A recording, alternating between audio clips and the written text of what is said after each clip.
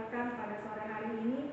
Biarlah firman itu ya Bapak tidak hanya kami baca, tidak hanya kami dengar, diizinkan pula kiranya Bapak kami untuk bisa melakukannya dalam setiap langkah kehidupan kami. Urapi kami selalu anak-anak-Nya Bapak, dan tuntun kami melalui kuat kuasa Roh Kudus-Mu, agar apapun yang kami baca, apapun yang kami dengar, sungguh bisa kami lakukan dalam setiap langkah hidup kami hari lepas hari.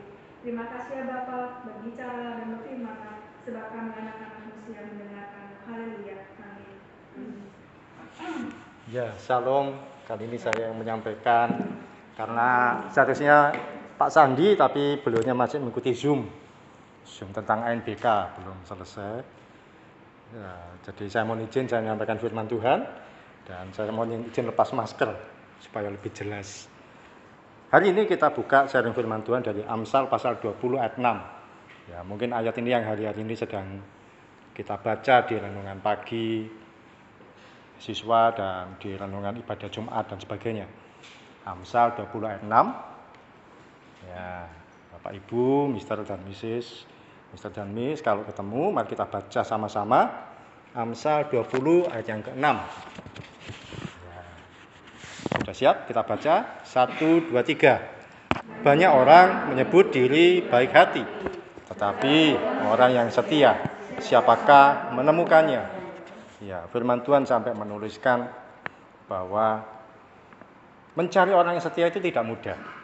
Mencari orang yang setia itu ternyata susah, ternyata sulit, dan itu sudah digambarkan oleh kebenaran firman Tuhan, sudah digambarkan oleh Alkitab jauh-jauh hari sebelum orang berpikir tentang kesetiaan itu sendiri. Bahkan kalau cari orang baik mungkin mudah, mungkin terlalu mudah, terlalu banyak, banyak orang menyebut baik secara karakter atau kualifikasi pekerjaan dan sebagainya, tapi untuk menyebut setia ternyata tidak mudah. Tidak heran banyak kita jumpai orang-orang yang dia tidak bisa bertahan lama di pekerjaan, tidak bisa bertahan lama di dalam kehidupan pernikahan, tidak bisa bertahan lama dalam pelayanan, tidak bisa bertahan lama di dalam pengabdiannya dimanapun juga, karena tidak setia. Dan firman Tuhan, khususnya yang di Amsal ini ditulis oleh Salomo, kalau di Amsal 20 ini kalau tidak salah sebut saya, menuliskannya bahwa mencari orang yang setia, siapa menemukannya? Kalau baik, banyak, cakap bekerjanya, bekerja rajin, datang tidak terlambat, melakukan segala sesuatu dengan beres, dengan baik, banyak. Tapi yang setia, susah sekali mencarinya. Dan firman Tuhan sudah meramalkannya, sudah menubuatkannya, sudah menuliskannya jauh-jauh hari. Sebelum orang menyadari tentang kesetiaan itu sendiri. Dan kita melalui firman Tuhan ini, kita membuka diri, membuka hati, mengoreksi diri kita. Adakah kita termasuk pribadi yang setia? Atau jangan-jangan kita cuma masih di level baik, belum sampai setia? Kita membuka diri dengan sebaik mungkin, kita koreksi diri sehingga jangan sampai orang yang menuding kamu yang gak setia, tapi kita sendiri yang menuding. Istilahnya itu kerabah kita edewe. Iya, ternyata saya yang belum setia. Kita meraba diri sendiri, kita meraba hati kita, meraba jiwa kita, meraba kehidupan kita. Apakah saya ini sudah setia? Atau kita masih kategori baik, kategori rajin, dan sebagainya. Kita belajar tentang kesetiaan pada kesempatan siang atau sore hari ini, belajar menjadi orang yang setia. Dan kiranya kita didapati oleh Tuhan menjadi orang yang setia, sehingga Tuhan menemukan di antara kita, di antara guru-guru yang ada di PG, TK, SD maupun SMP di tempat ini, guru-guru di sekolah ini adalah orang yang setia. Dan kita enggak cuma dikenal sebagai orang yang baik, tapi orang yang setia. Yang pertama, untuk belajar menjadi orang yang setia, kita mau belajar bahwa poin pertama yaitu kesetiaan itu dikerjakan dengan iman. Sekali lagi, kesetiaan dikerjakan dengan iman. Bahasa Inggrisnya setia itu apa, Pak Agung? Setia. Kalau di Alkitab, salah satu di Alkitab, kata setia diterjemahkan dengan kata faithful. Faithful. Nah, faithful kalau dipelesetkan atau sekedar dipenggal artinya, dibuat ungkapan yang lain. Faithful artinya faith itu iman, full itu penuh. Jadi faithful itu adalah iman yang penuh. Artinya kesetiaan pun dikerjakan dengan iman yang penuh. Enggak sekedarnya, enggak semampunya, enggak sebisanya, tapi dengan iman yang penuh. Atau dalam bahasa kita dengan komitmen. Nah itu faithful, setia adalah faithful. Dan menjadi apa? Faith yang full, dengan iman yang full, dengan iman yang penuh. Kalau orang mengerjakan kesetiaan itu dengan biasa-biasa, dia nggak akan pernah setia, dia nggak akan pernah berhasil. Dia akan lelah, dia akan capek, dia akan mudah mengeluh, dia akan stop di sini saja. Nah, tapi kalau orang yang setia dengan iman, dia mengerjakan dengan iman, dia akan mengerjakan pernikahan itu dengan sebaik mungkin. Walaupun mungkin dia menemukan pasangan ini banyak kekurangannya, tapi dia teringat dengan janji pernikahannya. Dia akan terus berjalan. Ketika dia bekerja, dia akan mengerjakan dengan pekerjaannya dengan penuh iman. Sekalipun yang dikerjakan itu enggak enak. Sekalipun yang dikerjakan itu remeh. Sekalipun yang dikerjakan itu bagi dagingnya menyakitkan. Tapi dia mengerjakan dengan sebaik mungkin. Dengan penuh iman. Dengan penuh kekuatan yang dari Tuhan. Karena itu poin pertama ini saya menekankan bahwa saya ajak untuk sharing kita semua bahwa kesetiaan itu dikerjakan dengan iman yang penuh. Iman yang penuh tentu yang didasari dalam kebenaran firman Tuhan. Iman yang berasal di dalam pengenalan kita akan Kristus. Iman yang berakar kuat di dalam Tuhan, yang enggak setengah-setengah.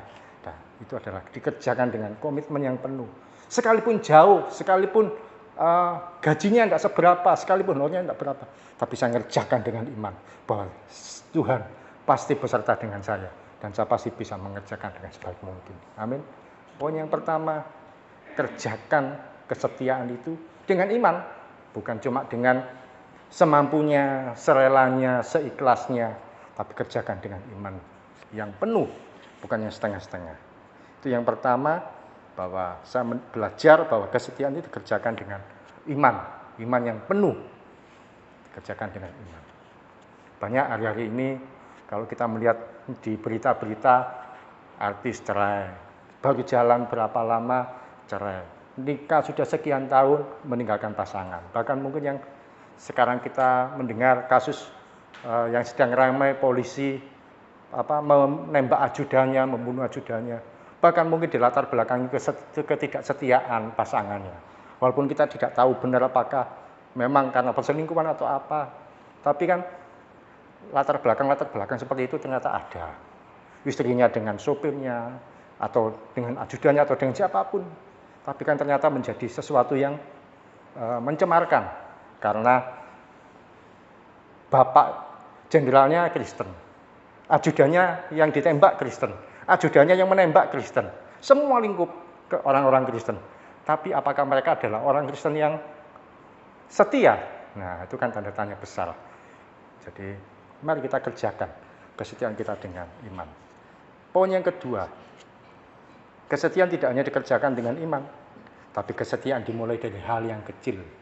Firman Tuhan berkata, barang siapa setia kepada perkara yang kecil, akan diberikan tanggung jawab perkara yang besar. Nah, hari-hari ini di sharing-sharing kita, mungkin hari ini sering disampaikan juga. Salah satu contohnya yang saya suka sekali juga menyampaikan, yaitu contohnya Daud. Daud ini ketika dia diurapi oleh Nabi Samuel, kita tahu kisahnya kan, dia diurapi oleh Nabi Samuel. Urapannya apa? Untuk menjadi raja, untuk menjadi seorang raja. Padahal saat itu raja yang menjabat masih Bapak Saul, tapi Daud diurapi menjadi raja karena Saul sudah tidak berkenan di hadapan Tuhan. Daud masih kecil. Di antara anak-anak Bapak Isai ada 6 atau 7 yang ditolak oleh Tuhan bahwa bukan mereka. Tapi masih ada satu lagi, masih kecil. Dan Samuel mengurapi dia dengan minyak dari tanduk hewan apa itu? Dari tanduk apa, Pak Alek? Domba ya? Domba. Ya, dari tanduk domba dia mengurapi Daud. Tapi masalahnya nggak berhenti di situ. Saya kalau jadi Daud nggak akan terima juga. Kenapa? Setelah diurapi, apakah dia langsung jadi raja? Ternyata enggak. Ibaratnya kalau Pak Jokowi, dia dilantik, disumpah jadi presiden, tapi dia nggak boleh menjabat saat itu juga. Loh kan rasanya bagaimana? Nggak terima. Loh kan saya yang diurapi jadi raja. Tapi dia masih harus menunggu sekian waktu. Ketika dia sudah diurapi jadi raja, pengurapan itu ada pada Daud. Dia masih harus mengalahkan Goliat. Dia harus masuk di gua-gua. dia masih harus dikejar-kejar oleh Raja Saul. Dia masih harus jadi orang gila di Filistin untuk menghindari kejaran Raja Saul. Dia pura-pura jadi orang gila, air liurnya netes dan sebagainya. Dia masih harus ketemu dengan orang-orang buangan, orang-orang yang dibuang oleh orang-orang kebanyakan. Dia masih harus bertemu dengan mereka. Dan prosesnya lama. Sampai akhirnya kita tahu Daud menjadi raja. Bahkan firman Tuhan menuliskan di 1 Samuel 17. Berapa sih domba yang digembalakan oleh Daud? Saya tanya di antara anak-anak sekolah teologi ya. Saya ini termasuk mengembalakan salah satu gereja. Jemaat saya itu anak-anak teologi. Banyakkan anak-anak NIAS, sekolah teologi di daerah Panjang Jiwo sana.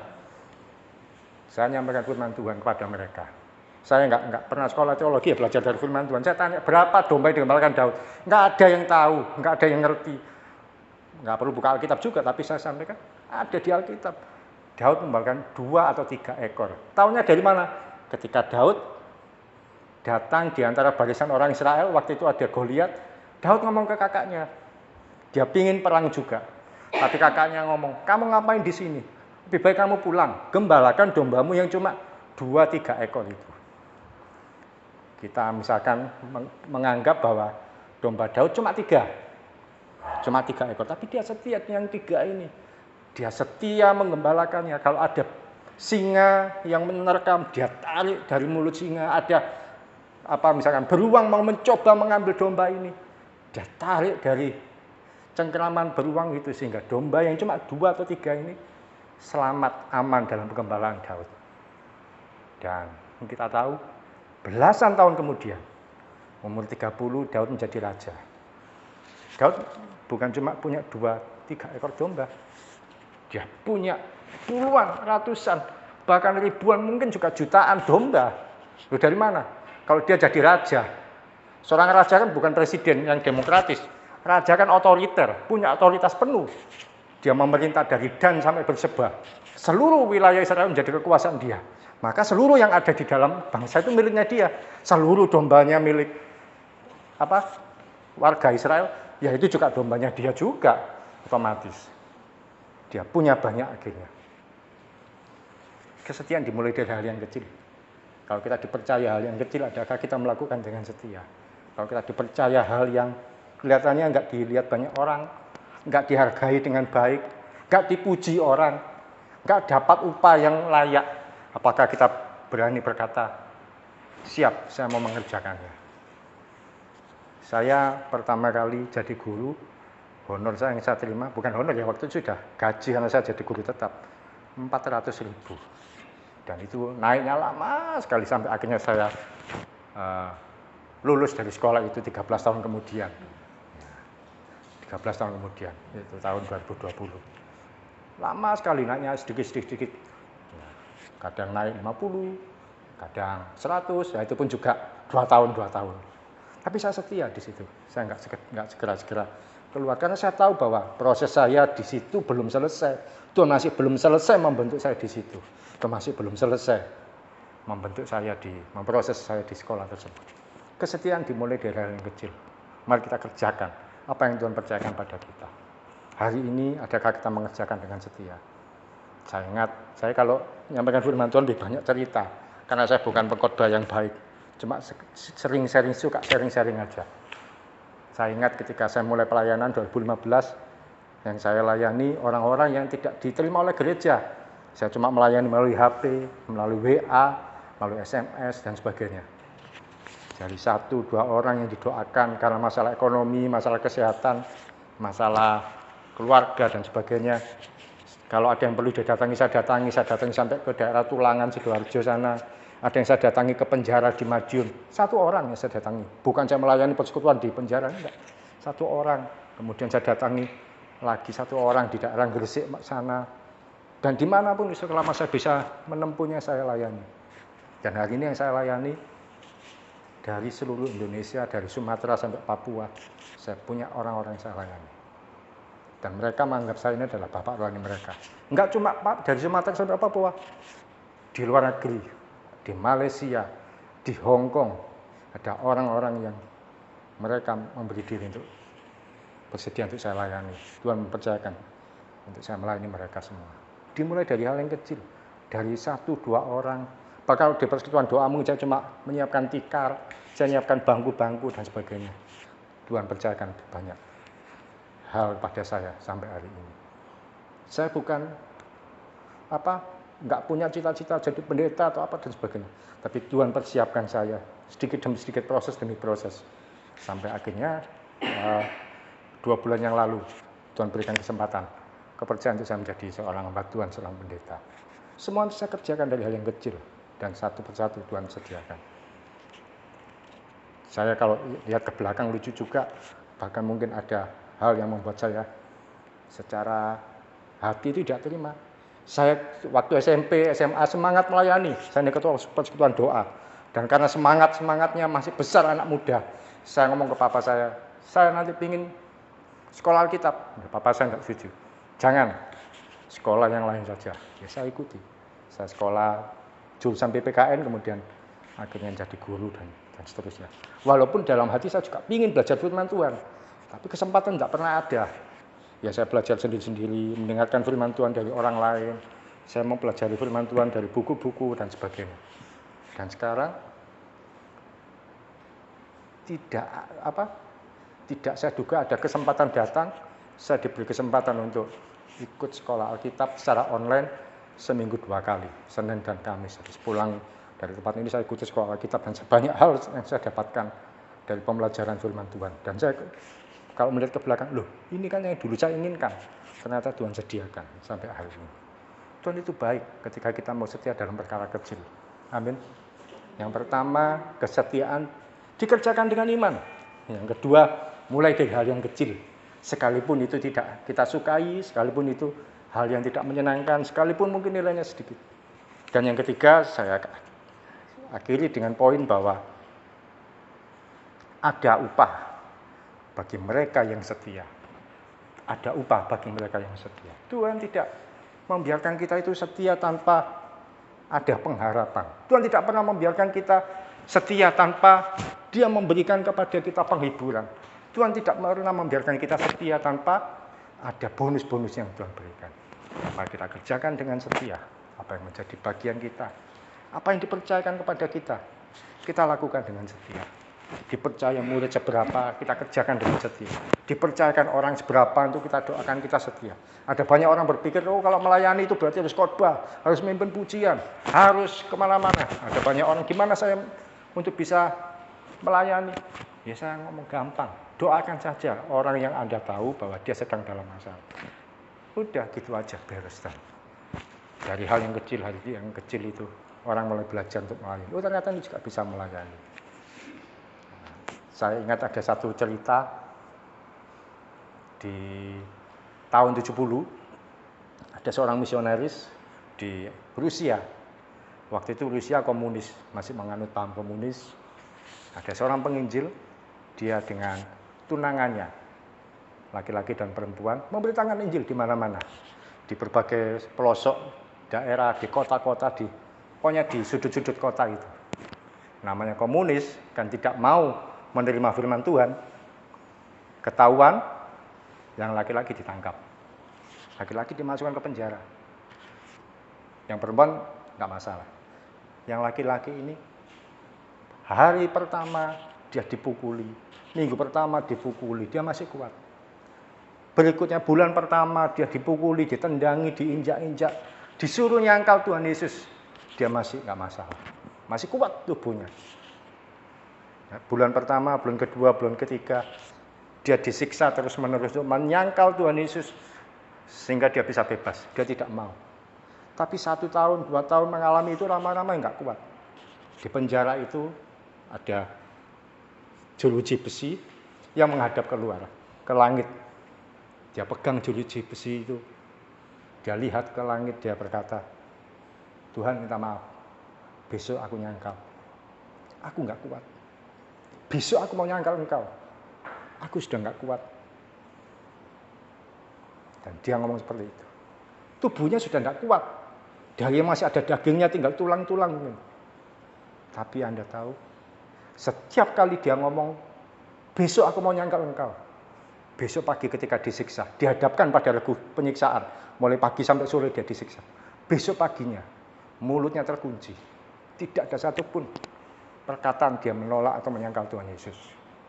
Dan ribuan kali dia mengatakan, Tuhan aku mau menyangkal engkau.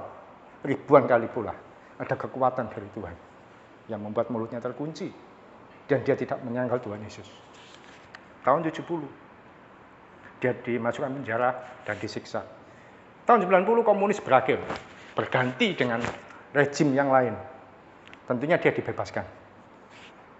Ketika dia dibebaskan, apa yang terjadi? Dia buka pintu rumah.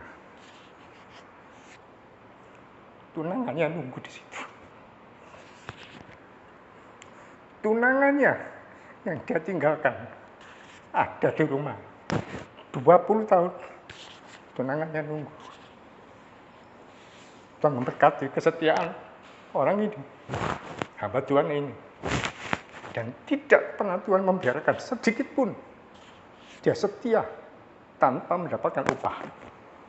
Dan hari itu dia ketemu dengan tunangannya. Hari itu juga dia menikahinya. Tuhan memberkati dengan luar biasa. Hari ini mari kita belajar untuk setia. Apapun yang dipercayakan pada kita, seberapapun yang dipercayakan pada kita. Dan mungkin memang nggak mudah, mungkin tidak menyenangkan. Tapi kalau Tuhan mempercayakan pada kita, tidak ada kesempatan untuk kita bisa berkata tidak. Setia untuk ngampuni orang, setia untuk nggak sakit hati, setia untuk nggak mudah tersinggung, setia untuk menerima orang lain yang berbeda pendapat dengan kita, setia untuk bisa mengerjakan sesuatu yang sulit ini. Percaya, satu kali Tuhan menyediakan upah bagi kita. Apa upahnya kita nggak pernah tahu. Yang pasti ketika di surga kita akan terima mahkota. Tapi di bumi Tuhan pun tidak akan membiarkan kita kehilangan upah. Amin. Mari kita bersatu hati di dalam doa. Tuhan Yesus, terima kasih untuk firman-Mu. Kami mau belajar untuk setia, Tuhan. Yang dikerjakan dengan iman. Kesetiaan yang dimulai dari hal yang kecil. Dan kami percaya Tuhan, Engkau menyediakan upah, berkat, bonus, pemeliharaan bagi kami anak-anak-Mu yang mau setia. Ampuni kalau seringkali kami masih mudah ngomel, mudah mengeluh, mudah menggerutu, mudah bersungut-sungut. Tapi hari ini kami mau belajar untuk setia. Apapun yang terjadi, kami mau tetap setia, terutama setia mengikut Engkau. Kami mau tetap mengikut Engkau sampai garis akhir. Bahkan kami mau tetap setia. Dimanapun Tuhan tempatkan kami, apapun yang Tuhan percayakan pada kami.